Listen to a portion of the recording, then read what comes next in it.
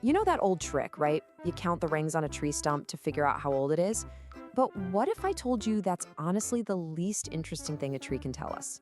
Because hidden right there in the wood is this incredibly detailed record of history, a kind of natural barcode that scientists can literally read like a book. And, that's just the perfect way to think about it. These aren't just plants, they're silent historians. They've been documenting everything from rainy seasons to giant global catastrophes, just by growing. Each and every one is a living archive of the world it grew up in. Exactly. The number of rings, that's just page one. The real story, the mystery, is written in the pattern of those rings, how thick or thin they are. We're going to decode that story together, and trust me, where it leads is surprising and, frankly, a little terrifying. Okay, so how exactly does a tree write this diary? Well, it all comes down to this really simple, kind of elegant process. It works almost like a two-tone printer, creating one very distinct mark for every single year of its life. The magic all happens in this one thin layer of cells, right underneath the bark. You can think of this layer, the vascular cambium, as the tree's own little construction zone, running 24/7. This is where all the new wood gets built, and it's what's actually recording the passing seasons.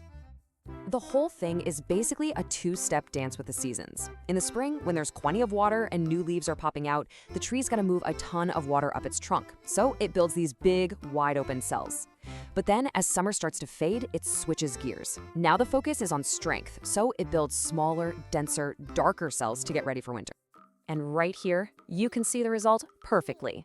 That light-colored early wood from the spring and the dark-colored late wood from the summer. Together, they form one single, unmistakable ring. 1 year, recorded for all time. So, 1 ring, 1 year. Simple enough. But what happens when you start comparing thousands of them from hundreds of different trees? Okay, this is where things get really cool. You can actually build a barcode of time that goes back millennia. Here's the secret though. Not all rings are the same size. If a tree has a great year with perfect weather, it grows a lot, leaving a nice, wide ring. But a tough year, maybe a bad drought or a cold snap, that creates a very narrow, stressed out little ring. And that variation, well, that's the code, that's the data. And this brings us to the science of cross-dating. See, the thing is, every tree in a whole region is living through the same general climate. That means they all produce the same unique pattern of wide and narrow rings. It's like they're all printing the exact same barcode for that same stretch of years. So here's how you do it. The process is kind of like putting together a giant puzzle. You start with a sample from a living tree. Now you've got a perfect barcode where you know the exact date for every single ring, going back maybe a couple hundred years. That's your anchor. Then you get that aha moment. You find an old piece of wood, maybe from a historic log cabin or a log that was preserved in a swamp. You don't know how old it is, but then you see it. The pattern on its outer rings perfectly matches the pattern on the inner rings of your living tree sample. Boom! You found an overlap.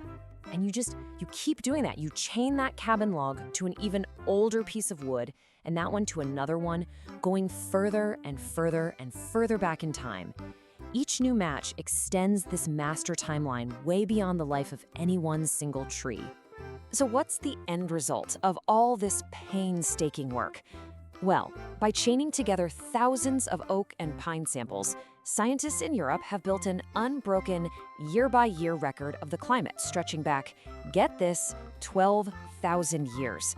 That is an absolutely incredible library of natural data. But this barcode, it records a lot more than just good and bad weather. It's basically a diary of disaster.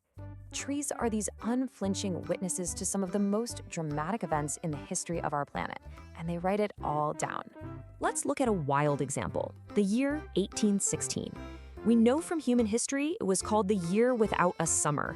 And why? Because back in 1815, Mount Tambora erupted in Indonesia, and it just blasted so much ash into the atmosphere that it literally dimmed the sun.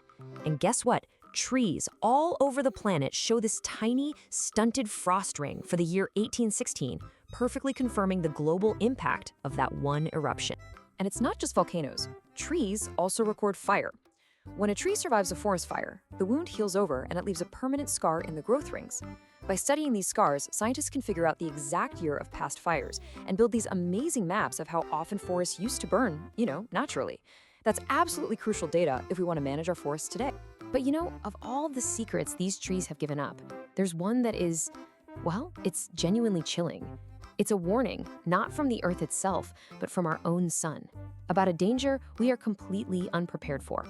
So, a little while back, scientists were looking at the chemistry of these ancient tree rings, and they found something that it made no sense.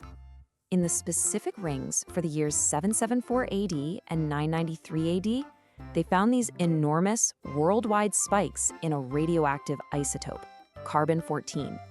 Something had blasted the entire planet with radiation. Well, it turns out the culprit was our very own sun. These events, which we now call Miyake events, were colossal solar storms, solar flares thousands of times stronger than anything we've ever measured with our modern instruments. The only reason we even know these cataclysmic storms are possible is because the trees were there to record them.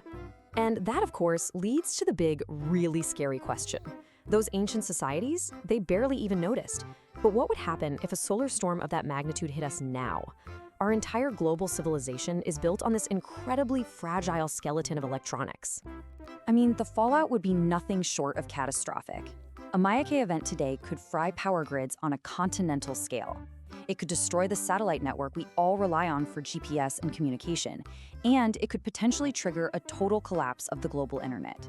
The warning is written right there in the wood. So in the end, you really have to change how you look at a tree. It isn't just a plant. It's a high-capacity, long-term data storage device. It's a hard drive that's been patiently recording information on climate, on geology, even on astrophysics for thousands and thousands of years. And that just leaves you wondering, right? We've only just started to learn this language. The trees have already shown us ancient volcanoes and terrifying solar storms. What other profound secrets about our planet's past, and maybe even its future, are still locked away, just waiting for us to read them in nature's barcode?